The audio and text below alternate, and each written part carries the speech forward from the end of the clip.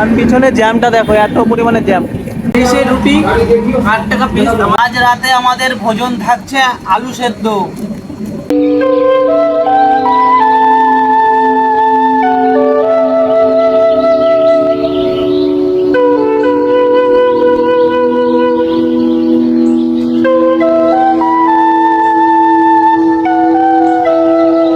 রাম রাম বন্ধুরা, আমারও জার্নি শুরু হয়ে গেল। তো কালকে আমরা ছিলাম এই মন্দিরটা, এই দেখো এটা প্রভু রামচন্দ্রের মন্দির।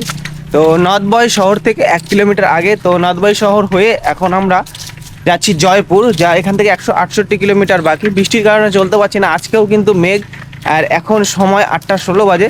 আর এই দেখো আকাশে কিন্তু প্রচুর মেঘ, যখন তখন আবার বৃষ্টি আসতে পারে। তো দুটো রাস্তা রয়েছে এখানে, একটা এই দেখো এই পাশে যে রাস্তাটা আছে এটা দিয়েও যাওয়া যাবে। এটা দিয়ে গেলে শহর পাবো না, ফাঁকা ফাঁকা যেতে হবে। আর ওই যে সোজা কৈলাস যাচ্ছে, ঠিক সোজা গেলে আমি শহর পাবো। শহর দিয়ে যাবো কারণ কিছু কিনতে হবে, কারণ আমাদের এই যে কালকে ব্যাগটা ছিল না, এই ব্যাগটা পুরো ছিঁড়ে গেছিলো। আর কদিন আগে আলু ফালু কিনে রেখেছিলাম, সেই আলু ফালু পচে নষ্ট হয়ে গেছে। কারণ কালকে ব্যাগটা ফেলে দিয়েছি, যে খুব সমস্যার মাধ্যমে এখন যাচ্ছি। কারণ যে জিনিসপত্র আমাদের গামলা ঠিক আছে সব কিছুই এখন এখানে নিয়ে নিয়েছে। এই দেখো পুরো এখানে জ্যাম হয়ে গেছে, কারণ জামা প্যান্টও কিছু থাকে ব্যাগের মধ্যে। তো চলো আজকে তাহলে নর্থবয় শহরটা দেখবো। নর্থবয় শহর থেকে দুটো ব্যাগ নেবো। ব্যাগ আরেকটা মোবাইলের এটাও ছিঁড়ে গেছে স্ক্রিনের ওপরটা, ওটাও ঠিক করতে হবে। চলো আজকে সারাদিনে জার্নিতে আমাদের সঙ্গে কি কি হয় অবশ্যই তোমাদের জানাবো। রাধে রাধে। নর্থবয় শহরে এসে এখন দাঁড়িয়ে রয়েছি, ট্রেন আসবে আর গেট পড়ে রয়েছে সেখানে, আর প্রচুর ভিড় দেখো। আর এই দেখো সেই জায়গা, ট্রেন ঢুকেও গেছে। যোধপুর বানারসি, সেই যোধপুর বানারসি ট্রেন আসলো।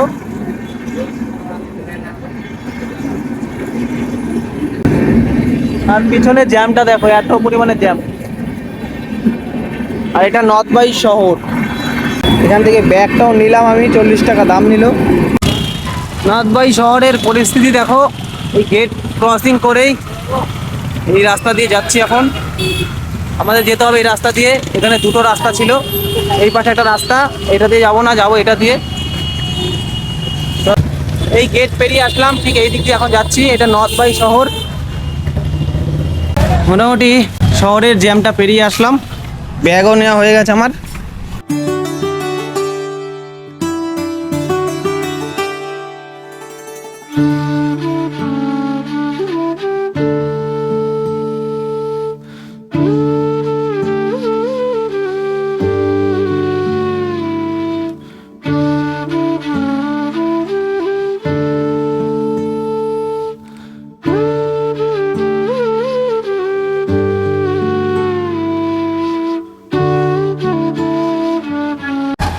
নর্থবয় শহরে রেলগেট পেরিয়ে আসলাম।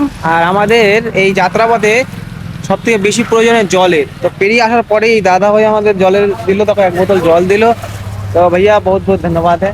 यात्रा में यही सबसे आपकी यात्रा मंगल में हो, अच्छे से यात्रा करो, रोड सेफ्टी का ध्यान रखो और अपनी जो भी भगवान की मनोकामना है भगवान आपकी मनोकामना पूरी करे। बहुत बहुत धन्यवाद। जय माता दी, जय बाबा, जय बाबा।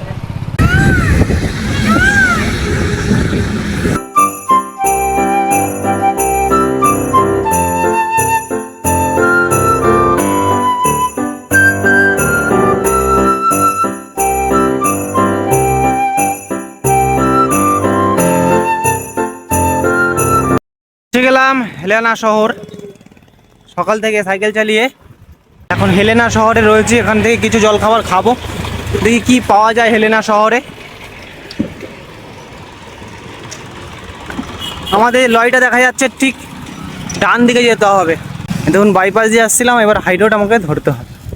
এখানে দোকান আছে কিন্তু এখানে মিষ্টি খাওয়া যাবে না এই গরমে। খিদেও পাচ্ছে না সেরকম আজকে, কেন কে জানে।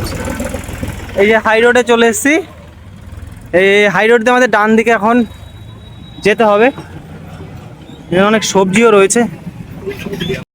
এখান থেকে আর মাত্র 142 কিলোমিটার বাকি জয়পুর।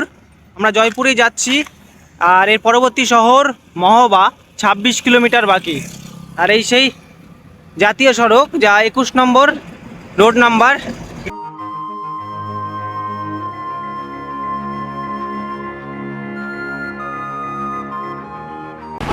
এখন বাজে 11টা 38। আর এখন আমি হেলেনা শহর থেকে কিছুটা আগে চলে এসেছি 21 নম্বর জাতীয় সড়ক দিয়ে। দেখো 21 নম্বর জাতীয় সড়ক। তো সকালবেলা থেকে আছে কিছু খাইনি, তো এখন ভাবলাম যে সামনে কিছু খাবো, কিন্তু লুচি ছাড়া কিছুই পাওয়া যাচ্ছে না। কালকে লুচি খেয়ে একটুখানি গন্ডগোল হচ্ছিল পেটটা।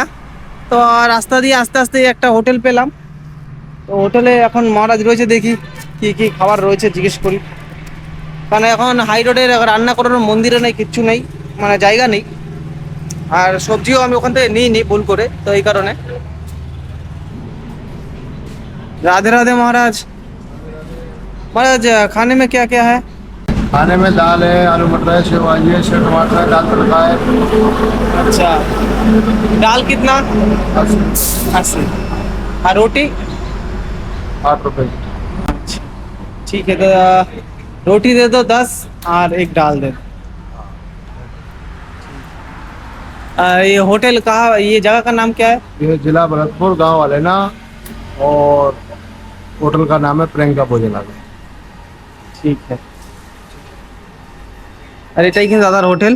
আর এখানে এখন আমরা খাবো রুটি, আর ওই সাইকেল দাঁড় করানো রয়েছে, কয়লার বসে গেছে আগেই। তো এইভাবে আমাদের যাত্রা চলছে। তো গ্যাসটাও শেষ হওয়ার পথে। গ্যাসটা আমি সামনের শহর থেকে যেভাবে ভরাতে হবে, আর কালকের থেকে আমাদের সবজি কিনেই খেতে হবে, কারণ 100 টাকায় দুবেলা আমাদের হয়ে যায়। সেখানে আমার একবারেই অনেক টাকা লাগছে। তো যাই হোক, এইভাবেই তোমাদের ভালোবাসা নিয়ে এগিয়ে যাবো। দেশে রুটি 8 টাকা পিস, আমাদের কাছে কম নিল, 6 টাকা নিল। আর 100 টাকায় যে ডাল, আমাদের 80 টাকা নিল। তো আমরা খাবো, এটা আমাদের সকালের খাবার। আজ দুপুরে খেতে হবে না, দেখতেই পাচ্ছি এত রুটি খেলে আর দুপুরে খাবো না, একবার রাতে গিয়েই হয়তো খাবার হবে। যা হবে তোমাদের দেখাবো। তো চলো, সকালে এসে রুটি খাওয়া হচ্ছে। রাধে রাধে।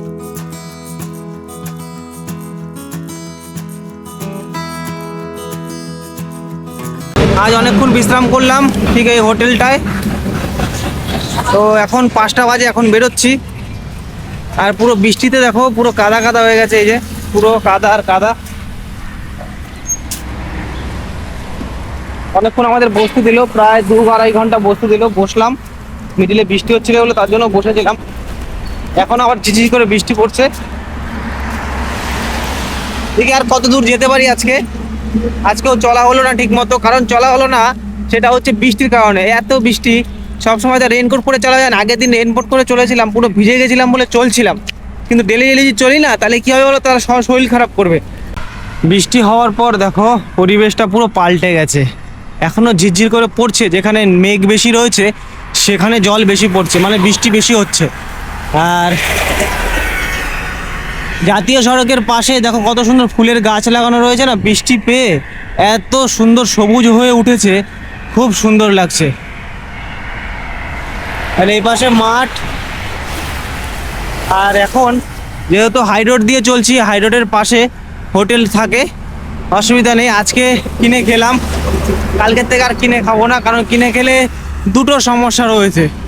একটা হচ্ছে পয়সা, আর একটা হচ্ছে তেল, প্রচুর তেল, এই পেটের আরও সমস্যা। তো আজকে কিনে খেয়ে নিলাম, কারণ দুপুরবেলা ভাল লাগছিল না রান্না করতে, এই কারণে কিনেই খেয়ে নিলাম। আর এইরকম কিনে খেতাম যখন পায়ে হেঁটে যাত্রা ছিল না, এরকম ডেলি আমাদের কিনে খেতে হতো। আর তখন যাই হোক সাউথের দিকে ছিলাম, সাউথের দিকে এত খরচা হতো না, কারণ ওইদিকে ইডলি ধোসা কম টাকায় মোটামুটি হয়ে যেত। আর এখন বিকেল যত হবে না, তত এরকম বড় বড় লরির চাপ বাড়বে। তিলচিবি গ্রাম থেকে ক্রসিং করছি, আর ঠিক এর ভেতরেই রয়েছে, মানে মাঠটা পেরোলেই তিলচিবি গ্রাম। আর NH 21, এই দেখো NH 21, এটা হলো ন্যাশনাল রোড, সেখান দিয়ে আমি যাচ্ছি।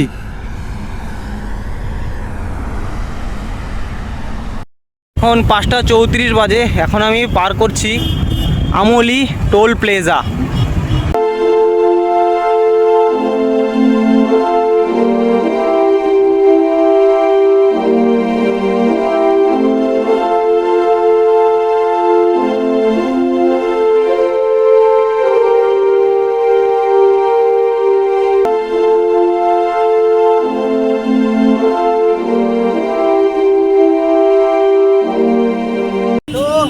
আজকে একটা জিনিস জানতে জানতে পারলাম, যেটা আমার জানা ছিল না, তোমাদের শেয়ার করি। সেটা হচ্ছে আসতে বলে দাদাদের সঙ্গে পরিচয় হলো।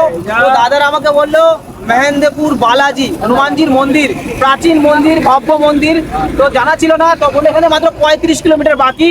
तो की बोलबो दादा, असंख्य धन्यवाद। आपको बहुत बहुत धन्यवाद है, आप हमको बताया ये मानवपुर वालों के बारे में। हमको जानकारी था मगर पता नहीं था। ठंडा लिया তো এইভাবেই সকলের ভালোবাসা, সকলের কাছ থেকে জেনে শুনে আমি বলেছি তোমাদের ভারতবর্ষে থাকা প্রাচীন থেকে প্রাচীন জায়গা তোমাদের আমি দর্শন করাবো। তো তার মধ্যে মেহেন্দেপুর বালাজি তোমাদের দর্শন করাতে চলেছি। কালকেই দর্শন করাতে পারবো হয়তো তোমাদের, কারণ এখান থেকে মাত্র 35 কিলোমিটার বাকি। রাধে রাধে।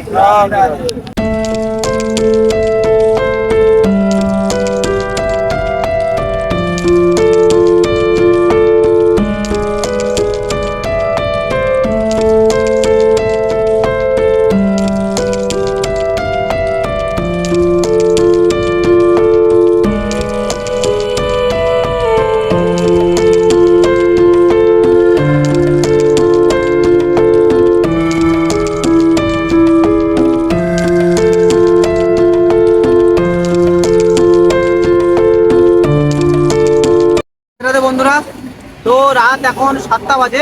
এখানে একটু আলো রয়েছে রাজস্থান বলে। তো এই জায়গাটার নাম হচ্ছে ফুলপুরা গ্রাম।